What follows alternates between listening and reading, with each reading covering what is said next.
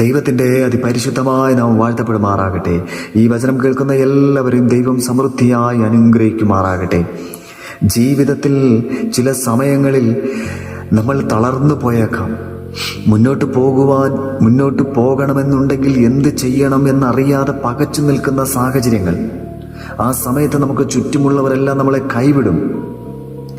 നമ്മുടെ പ്രയാസങ്ങളൊക്കെ അറിയുന്ന ആൾക്കാർ മുമ്പേ നമ്മളെ വിട്ടു മാറിപ്പോകും. നമ്മൾ കടഭാരത്തിൽ പ്രയാസപ്പെടുന്നവരാണോ? നമ്മൾ രോഗത്തിൽ പ്രയാസപ്പെടുന്നവരാണോ? നമ്മളെ കുറ്റം പറയുവാനും നമ്മളെ തള്ളിക്കളയുവാനും മാത്രമേ നമ്മുടെ ചുറ്റും ആൾക്കാർ കാണുകയുള്ളൂ. എന്നാൽ ദൈവം അങ്ങനെയല്ല.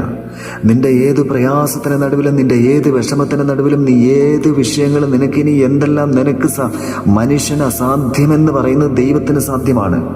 ആ ദൈവസന്നിധിയിൽ നിന്റെ വിഷയങ്ങളെ നീ വെച്ച് പ്രാർത്ഥിച്ചാൽ ദൈവം നിനക്ക് വേണ്ടി വലിയവ നിനക്ക് വേണ്ടി ചെയ്യും. നിന്റെ സ്വബുദ്ധിയാൽ നീ ചെയ്യാൻ നോക്കരുത്.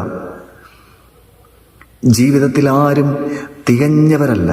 എല്ലാം തികഞ്ഞ ഒരാൾ പോലും ഇന്ന് ലോകത്ത് ജീവിച്ചിരിപ്പില്ല. ജീവിച്ച് മരിച്ചു, എനിക്ക് വേണ്ടി കാൽവരി ക്രൂശിൽ മരിച്ചു രക്ഷകൻ മാത്രമേ ഉള്ളൂ എല്ലാം തികഞ്ഞവരെന്ന് പറയുവാൻ.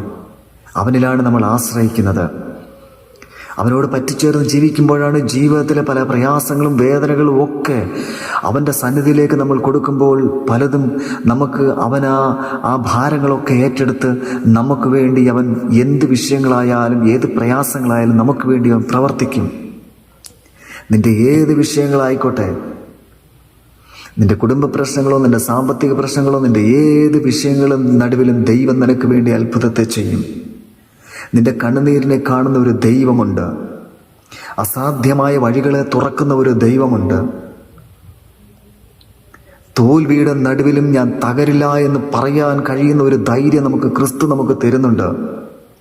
വചനം ഇപ്രകാരം പറയുന്നുണ്ട്.